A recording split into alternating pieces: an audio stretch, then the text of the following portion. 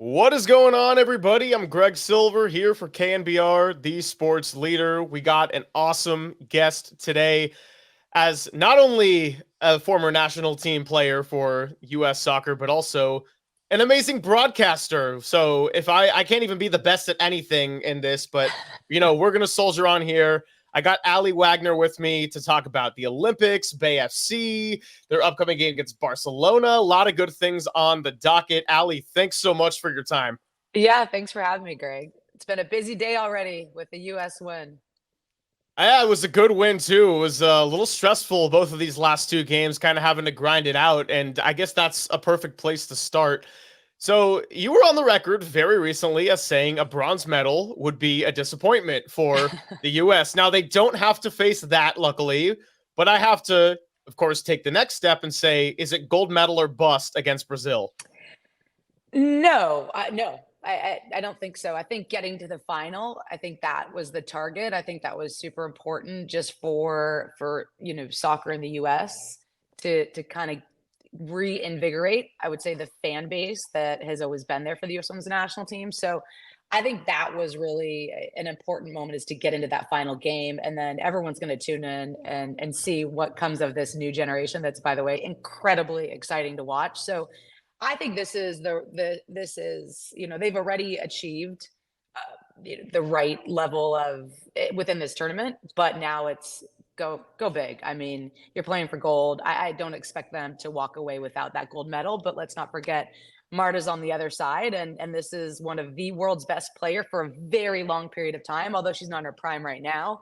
This is a player that's never won anything on the world stage. So that team is going to be fighting for her, and I think they're going to try to make it, a great exit for her, if you will.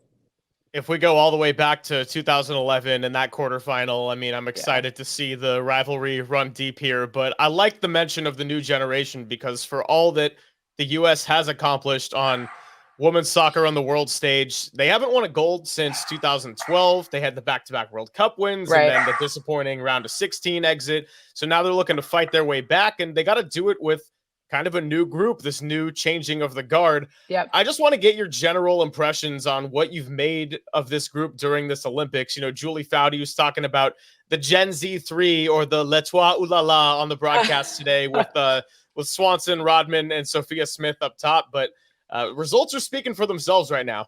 Yeah, I think what I've seen out of this group, and it, I did expect this group to go far in this tournament coming in. So let's start there. But what I've seen out of this group is that fearlessness. I've seen a swagger, a confidence, and you've seen a freedom. And I don't think that we've had that necessarily in the previous, let's call it last 6 years, 8 years, where everything has been very programmed. And I know that's the way soccer is trending, where things are more joysticked around by the coach, like an NFL play that you would call in. But I do think that this group is actually thriving because they're given freedom to express themselves. They all have such unique qualities. I mean, we can start with that front three that you talked about and go one by one and talk about how they complement each other. Let's think about Mallory Swanson as that false nine. She can play high and get in behind, and she's incredibly, pacey.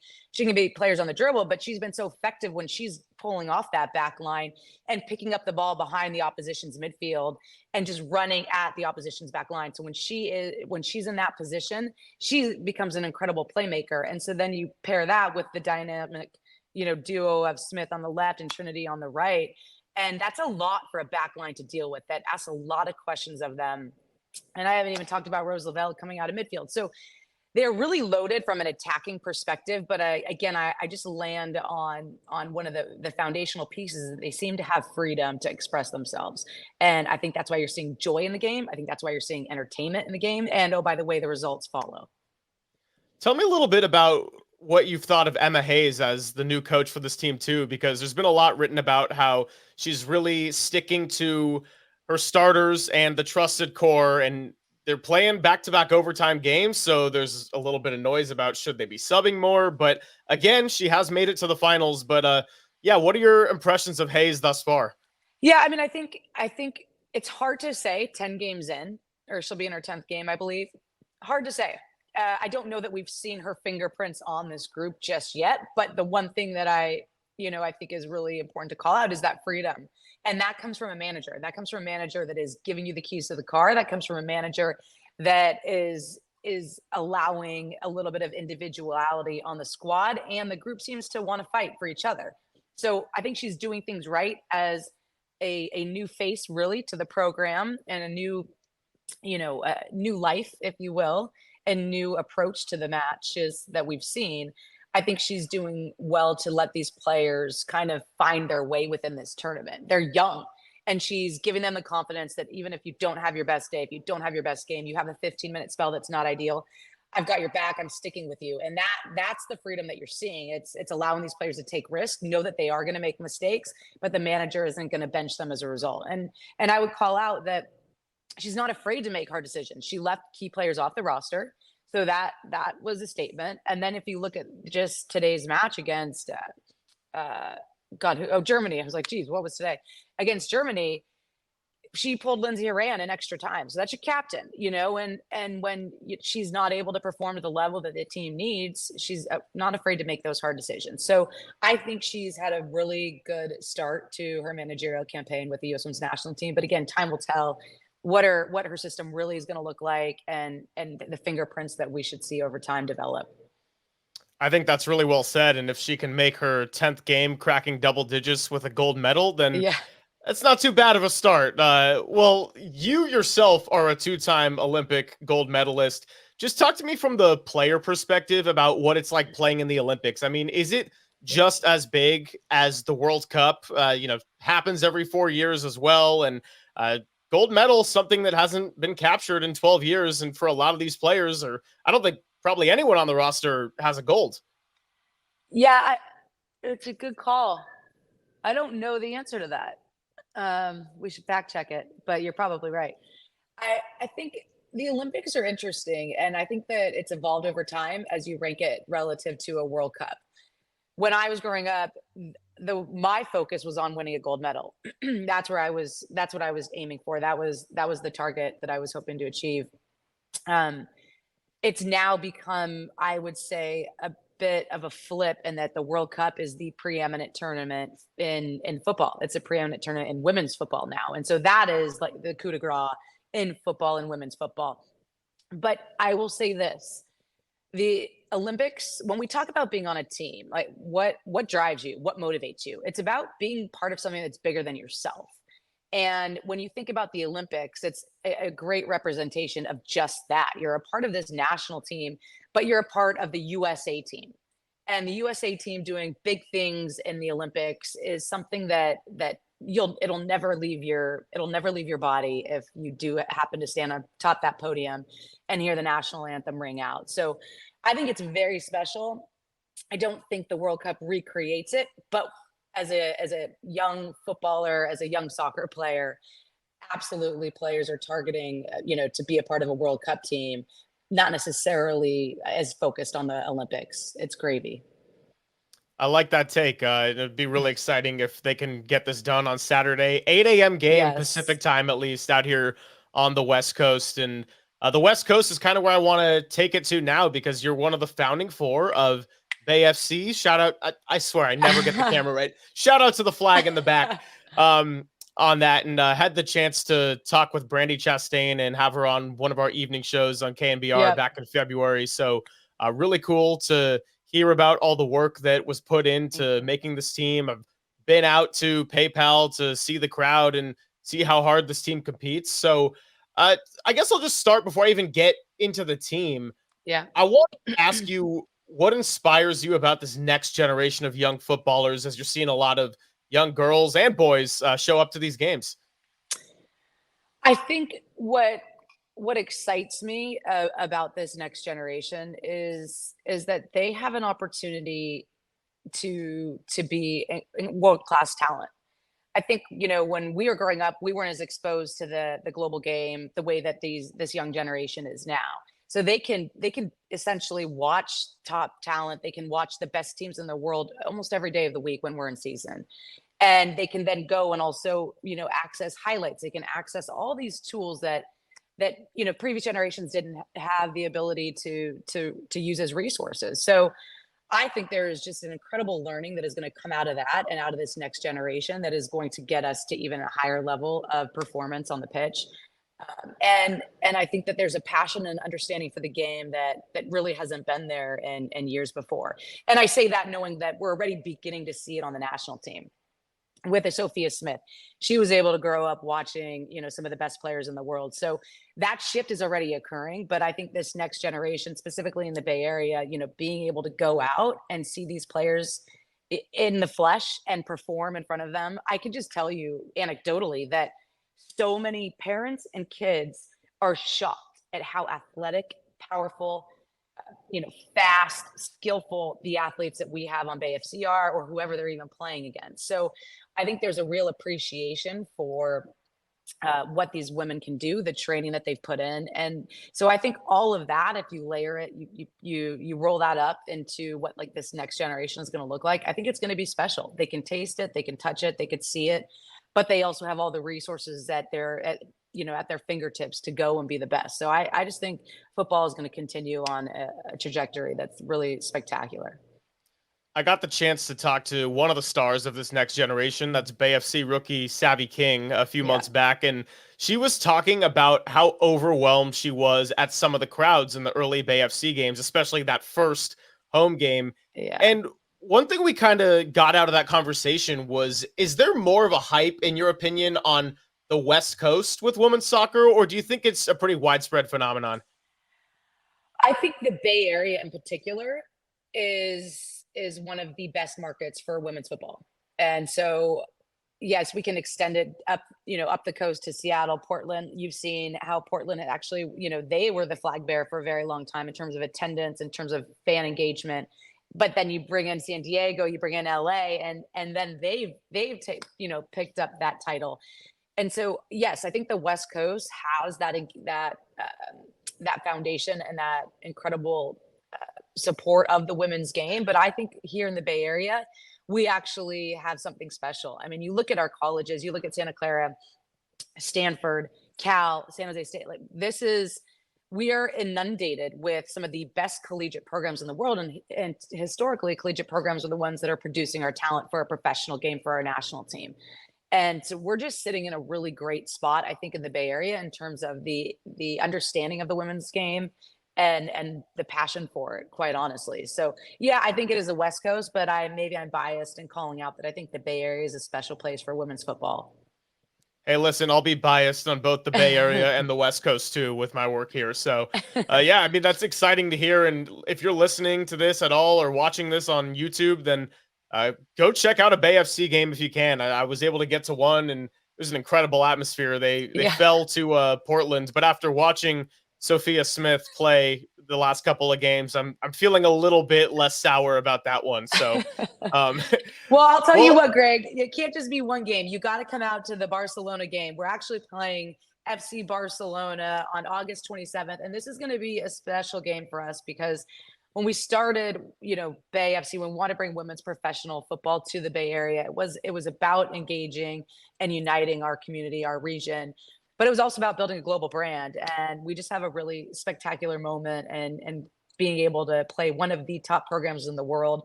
I would argue that they are the standard right now in club football in the women's game. The Barca team is so incredible. They're artful. I think they have the best players in the world, and someday we hope to usurp that title from them. But it's going to be a special day because you are going to watch the best players in the world. I'm actually a little bit sad that Spain lost to Brazil in the semi because I was hoping for a Spain-US final, and we'd get to double dip on seeing these incredible talents in prime time. But nonetheless, they are going to be here in the Bay Area, August 27th. Big moment for us, and something that I think everyone, if you're in town, you're back in school, make time to come out to this game because it's going to be spectacular.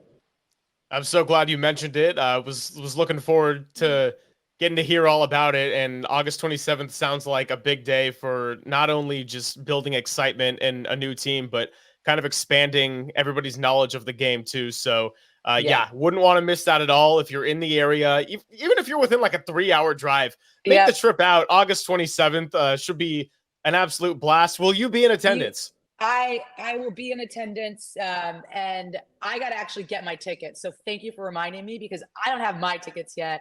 But I know Bay FC insiders, their tickets go on sale tomorrow if you want early access. That's a Wednesday. And if you're just a new fan and someone that wants to come check it out, they go on sale on Friday. So again, I got to get my tickets, but I will be there, Greg. You better be there. So we're gonna make this happen. Absolutely. It's and this will be published tonight. So when we say tomorrow, we do mean Wednesday. It's going to be awesome to go get those Yep. tickets. Bay FC Insiders. Just a few more minutes here with Aly, and I want to ask you about this phenomenon with an expansion team, because the nature of expansion teams is that they typically struggle the first few years. You're building from the ground up. You're not taking the same process that other teams who have been more established in the league have already had to go through. And Right. so I've heard you talk in interviews about patience, and that's kind of a broad term for being patient for the growth of Bay FC. I want to ask a little bit more specifically about what does the appropriate level of patience look like for the fan in terms of steps that you're seeing for the franchise moving in the right direction and reasons to be excitement, and maybe some of those you've already seen taking shape already. Yeah, it's a great question, actually, Greg. And I think patience is going to look different for different fans. To be honest, there are going to be fans that are going to want to start to see more consistent results quicker, and then for other fans, you're going to have ones that are really going to look at the style of play and what is the style of play that we're hoping to show the world that is identified as Bay FC. So those are two very different uh, you know outcomes or processes that different fans are going to align with and want to see, and that's going to be their measure of success. I think internally, I think we want to do both. I think we want to expedite, what is the Bay FC style of play, so people start to understand, how we want to imprint on a game. When you look at Barcelona on August 27th, like you're going to have a very clear understanding of how they play. We want to be able to show up in NWSL with that type of understanding of our football. So that's the goal, right? And then along the way, we want to win some games and we want to make playoffs and we want to bring home trophies. I think when you were talking about patience from a result standpoint, what San Diego did as an expansion team and in their first year was unprecedented. So they actually, broke the mold in terms of the expectations of expansion teams. And I think that's put some pressure on these newer expansion teams like ourselves. So I don't look at the results as much, but I do think within 3 years, we should be in a good position. I'd hope that we're in a good position to really vie for a championship. But again, there's so many things that need to happen along the way to make that come true. And even if you have the right tools in your chest, that doesn't mean that you're going to be able to, or you're going to have the luck that puts you in that position. So there's a lot of variables that could derail that, but I think within 3 years would be the right time to think about this team competing for championship. That doesn't mean we can't do it sooner. I just think that would be a good marker to lay down. And then in terms of style of play, it's harder in the second half of a season. Let's just be clear. Most expansion teams, have a strong start. It's new, it's exciting, and then they peter out because they maybe don't have the depth in the squad, their injuries, whatever it may be. There's just a lot of reasons that expansion teams don't necessarily perform better in the second half of a season. So I think if we are to stay true to that, which I hope isn't the case, at least we start to see an evolution in our style of play and what you're talking about. We had some struggles defensively early on. That has improved through over time in the season. Yes, we're going to still have some up and downs, but as long as you have up and downs, but you're trending in the right direction, those are the positive markers that we should be judging ourselves on. Long-winded answer of saying really difficult to know. Hey, I like it. That was more detailed and honest than I could ever give. And listen, if there's one thing I know about having spent the last 16 months working at KNBR and an incredible job, is that these fans in the Bay Area, they can be demanding and expect championship contention, but when there's a team that's hot, they ride as hard as anybody with that squad. And the Warriors delivered a lot. The Giants delivered a lot in the 2010s. And the 49ers have just been knocking on the door. And we'll see if they can start that process over here in a few weeks. Yep. So, Aly, listen, thank you so much for your time. I know it's a busy time of year with the Olympics going on. Very quick, what's your prediction for Saturday? Oh, my prediction is that I have a great birthday. And so does Sophia Smith. We both share the same birthday, 20 years apart, I'm embarrassed to say. But my prediction is, what is my prediction? You didn't give me time to think about this one. I am going to go with a USA win, and I'm going 3-1 or 3-2. That's a wild statement. Most finals are not high scoring affairs, but I'm just throwing it out there that I think this one could be loaded. Hey, I like it. Happy early birthday. That's so cool that you and Sophia Smith get to share that, and hopefully can celebrate with a little bit of gold in the hardware. That would be awesome. That'd make it a good day. Well, she is Aly Wagner. She is a legend, and you can check out the U.S. this Saturday, 8 a.m. Pacific time for the gold medal. And as always, everything podcasted on our KNBR podcast page and right here on YouTube. I'm Greg Silver, and this is KNBR, the sports leader.